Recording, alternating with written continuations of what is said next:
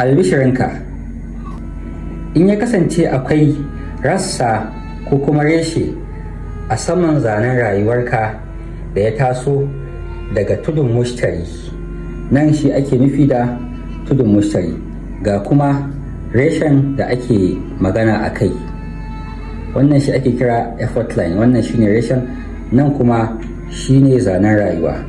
So in ya kasance haka yayyo ƙasa, hakan yana nuni ne da samun babban nasara a rayuwa. In ya kasance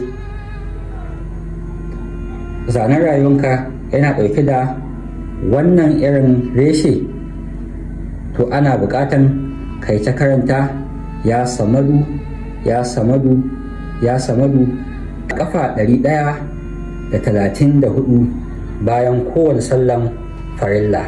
Insha Allahu Allah zai sada ka da wannan nasara da ya tanadar maka a rayuwarka, alfarwar ma'aiki sallallahu ta'ala alaihi wasallam. In baka following ina, kai kokari kai following, zan kawo maka karatuka daban-daban game da sauran layuka da suke nuni ga nasara ko kuma rashin nasara ko kuma rashin lafiya da sauransu, insha Allahu a sauran karatutukan mu na gaba.